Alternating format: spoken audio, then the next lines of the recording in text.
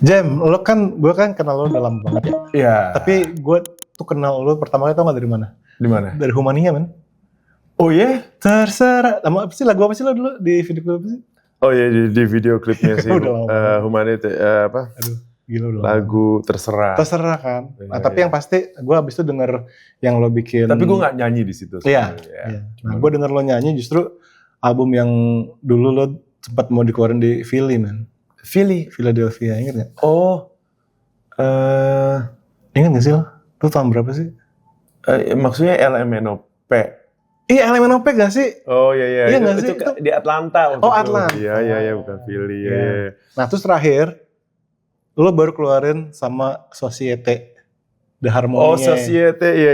Iya nggak sih? Diajak gabung sama Diajak gabung. bikin lagu bareng sama Natasha. Sama Natasha. Rekaman Iya. bareng. Sebenarnya lagunya sih dia yang bikin. Oke. Sama berdua sama keyboard playersnya si Gomez. Gomez. Itu Natasha bagus banget. I'm her biggest fan. She has a beautiful voice, so classy, Iya. and gimana ya suaranya, wah itu begitu dia udah di panggung itu dia udah menyala. Menyala. Like, wow, she's amazing. Iya. Kalian mesti nonton videonya udah keluar ya? Videonya, I think so. Iya, udah keluar. Judulnya? I should know this. Iya. Judul lagunya Kosong. Kosong. Yeah. Nah, tapi pertanyaan dari semua itu, Jam, yang gue tanyakan adalah, itu kan dari semua yang gue sebutin, itu musik-musiknya nggak mainstream. Iya, itu dia. Nah, Musiknya nggak mainstream. Jadi yang suka tuh mungkin niche. I know. Which is, Iya. well that's alright. There's a niche for everything. Kalau marketnya cukup besar, seharusnya niche itu mencukupi untuk cari nafkah dari situ apa gimana. Tapi kalau musik gue mungkin terlalu niche banget soalnya nggak banyak orang tahu yang tentang album gue kan. Itu dia. Karya gue. Kenapa lo memilih kayak gitu? Why is it important for you gitu?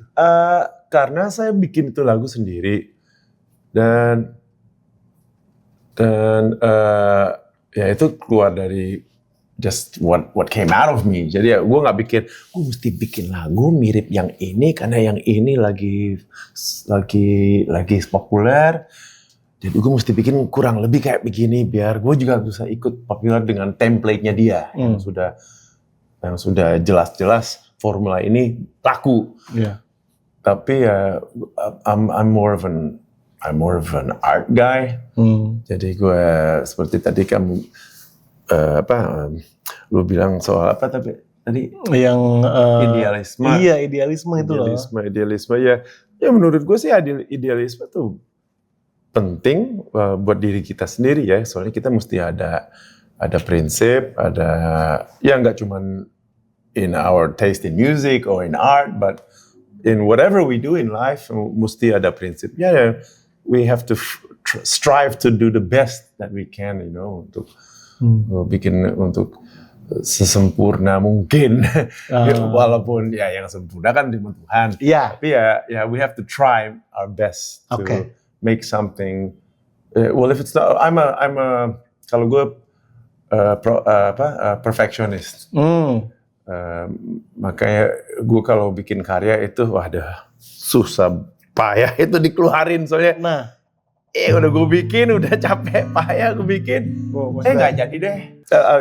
It just came out of me that LMNOP just came out of me. So, but I think idealism. People banyak yang bilang, wah Jam lo terlalu idealis, terlalu ini, terlalu itu. Ya gimana itu bagian dari diri gue itu emang kayak begini. Gokil. Gue soalnya kakek gue juga begitu kan. My grandfather, he was also an artist. Dia suka painting, suka bikin roman, puisi, dan saya melihat kalau beliau he would be working on something, it would take years. Kayak udah keluarin aja. Kayak mesti ini bagian sini masih belum sempurna. Tapi Aki selalu kayak begitu. Dan dia kasih contoh begitu. Dan gue ngeliat, maybe it's not so. He had a luxury-nya for my grandfather. My grandmother had 2 jobs sometimes, So my grandmother was always working hard, while my grandfather had the luxury of trying to make the perfect art. Iya. So nggak semua orang have that luxury ya. Tapi ya tadi gue mau ngomong apa sih lupa. Iya, pokoknya idealism itu lo ambil contoh dari your Aki ya. Your grandpa. Yeah, well, Yeah. in my family, he was Yeah. the big artist guy. Iya, iya. And I was very close to him. Lo kan sekarang kan lo ada main sama Doni sama anak-anak juga kan, masih kan? Doni Sunjoyo masih. Iya. Kemarin ada gigs kemarin sama Nial, Sama Nial juga. So kan itu kan Doni leaning Sunjoyo. towards jazz, blues. Yeah. We still do. I pick jazz songs. Gue selalu no matter what I'm doing. Kalau gue nge-gigs bawain lagu yang bukan lagu gue sendiri, gue akan cari lagu-lagu yang sengaja nggak semua orang yang tahu. Sengaja biar nggak banyak orang yang tahu.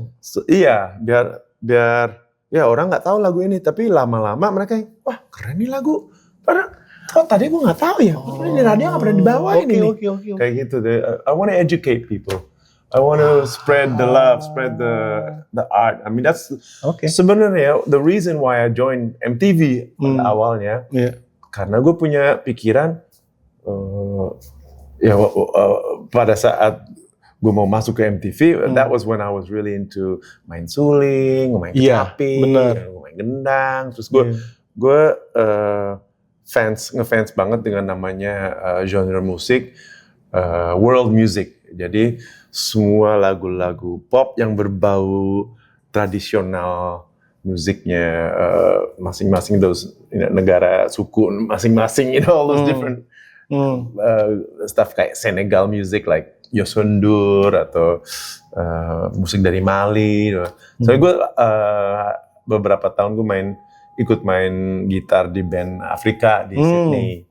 Terus ya di situ gue jadi sering ikut band gue sering ikut sebagai jadi kayak band pembukaan buat band-band besar dari luar negeri. Pokoknya semua band dari Afrika, Jamaika, pokoknya band negro aja pasti yang dapat band pembukaan jadi band pembukaannya. So we also played in a lot of festivals seperti WOMAD Festival, World Music Festival yang dibikin oleh Peter Gabriel. Nah, when I was doing this, I was like, wow, kalau gue bisa, gue ngeliat MTV sekarang ada di Indonesia ya.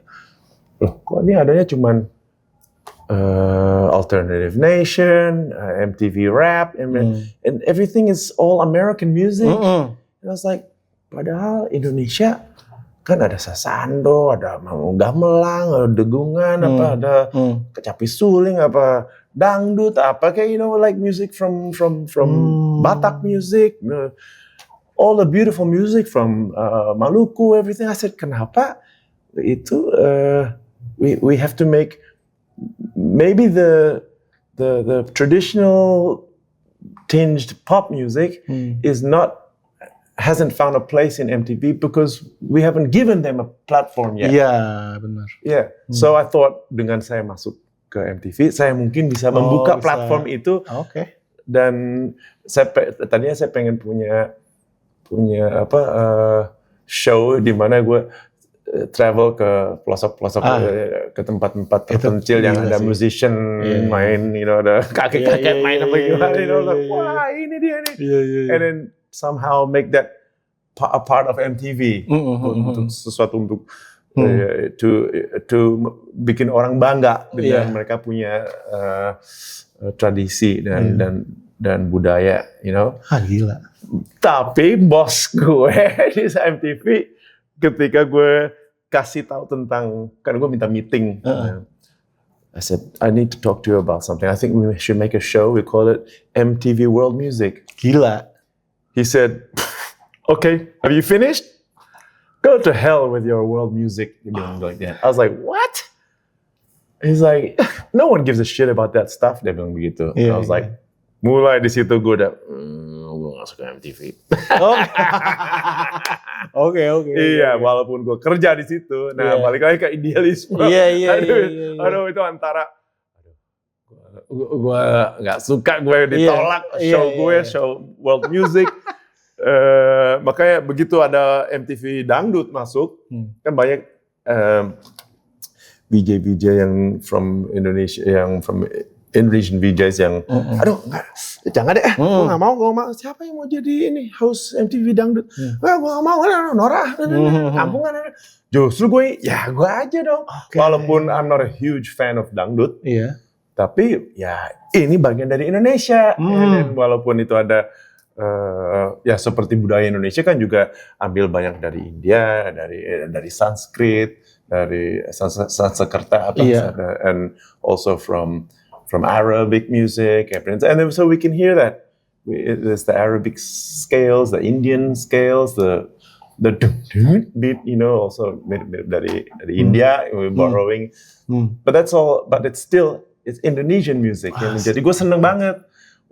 Jadi gue aja deh, lu mau, bener lu mau.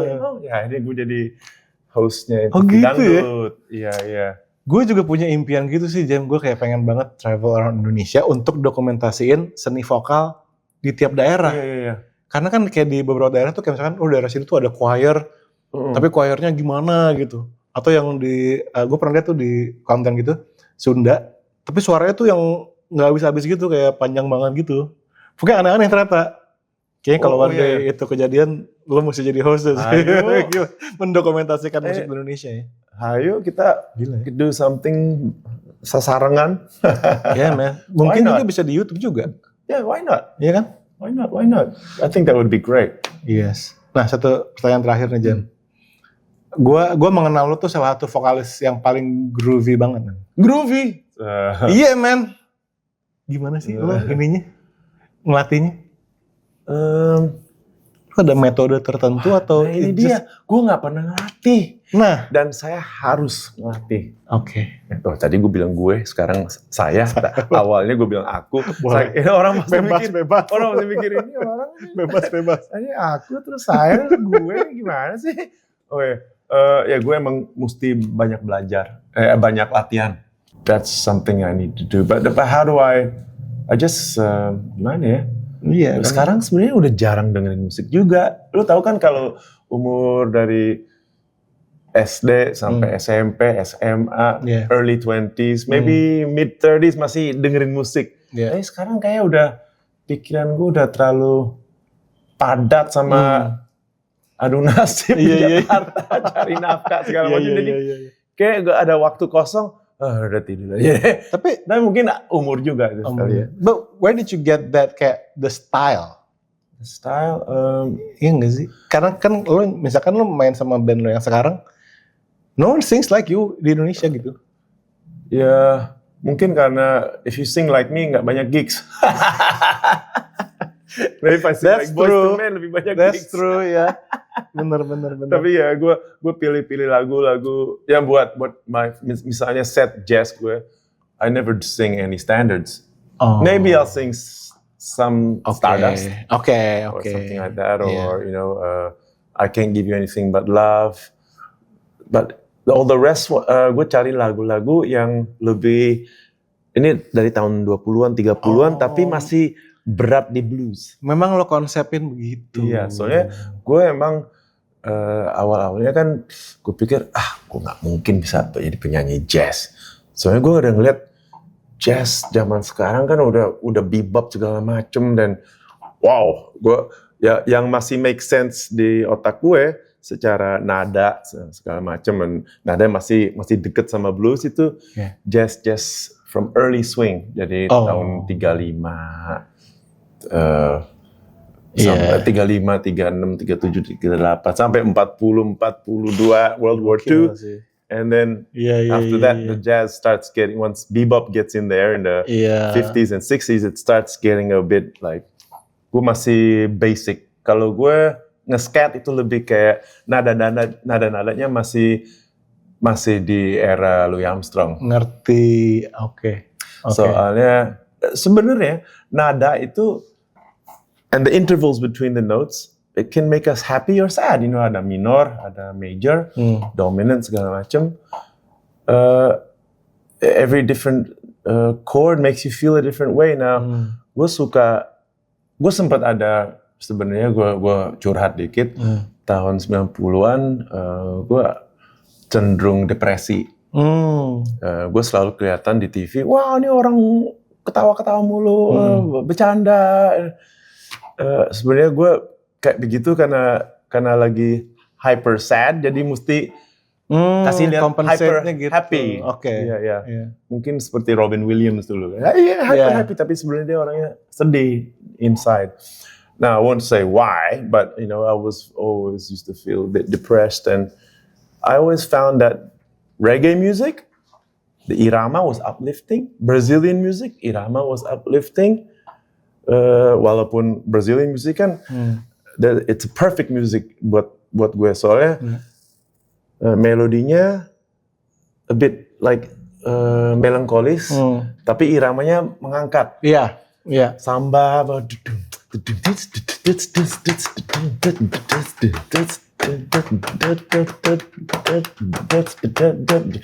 So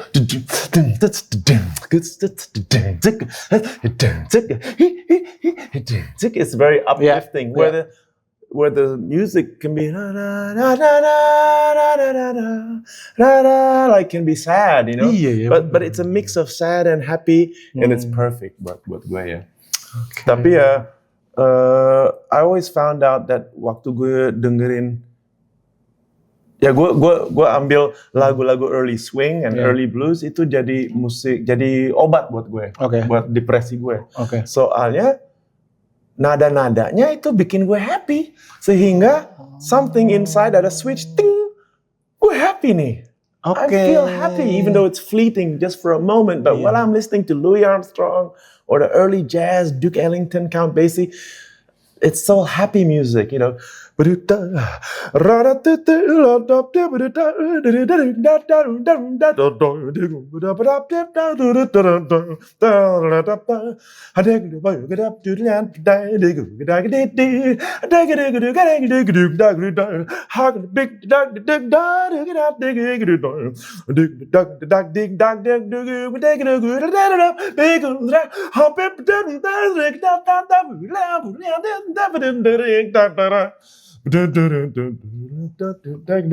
mean, it's just happy. Yeah. People like, ini lagu kayak, kok mainnya lagunya kayak Tom and Jerry sih, kayak kartun Tom and Jerry. Emang benar Tom and Jerry. Awal-awalnya itu keluarnya kan tahun 40-an, Tom and Jerry. Dan ketika when that cartoon came out, all of the cartoons had jazz bands. Banget. Great bands playing in all of those cartoons. Oh wow! And so I just really loved that, you know. And when I was a kid, my favorite movie, one part of the movie was the Jungle Book. Now I'm the king of the swingers, the jungle's VIP. I reached the top and I had to stop, and that's what's bothering me. I want to be a man, and walk right in the town and be just like the other man. I'm tired of mugging around. Oh, ooby-doo. Remember Ali? Of course I do. That's my son over there.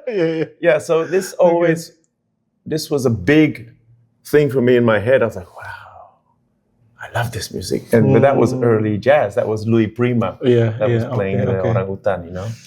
Of course, there's no orangutan in India, so I don't know why that was in the story, but it just shows how ignorant Americans are about anything outside of the States. Kayak gitulah. But that's why I do that sort of.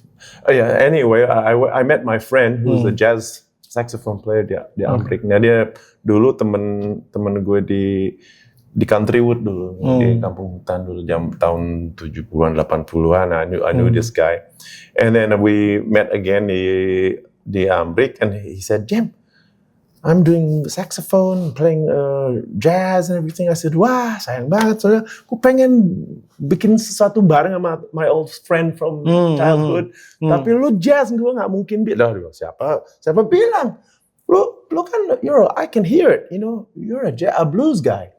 If you can sing blues, you can sing jazz. He said that. And he was the professor of jazz studies in Arizona University. And I was like, okay, well, if he says that, yeah, why not? I said, okay, we'll pick some songs. I'll pick songs that are a bit bluesy.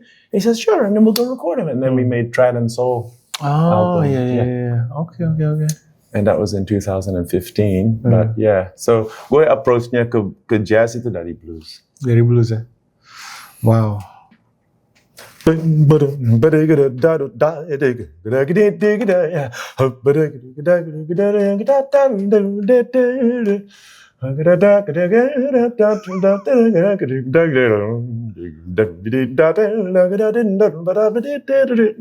like all that style, you know. Is this so natural to you ya?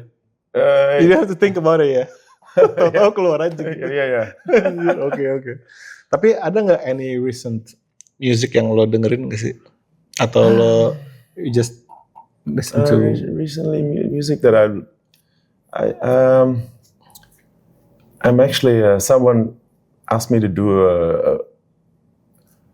a movie in shootingnya di Melbourne, di mana gue mesti jadi penyanyi jazz di beberapa adegan. Okay. Jadi gue disuruh belajar lagu-lagu dari tahun 30-an. But lagunya one of the songs is a Cole Porter song, and zero blues in it. It's Anything Goes. Anything goes. What am I listening to lately? I still love old gospel. It's my favorite. Okay. Like I love, just the old gospel hymns and the old gospel groups of the 40s and 50s. Can you name a few? The Pilgrim Travelers. Oh, okay. The Silver Swan Silver Tones. Silver Swan Tones. And what's the other one? The Pilgrim Travelers and the Soul Stirrers. And there was one penyanyi siapa namanya? Claude Jeter.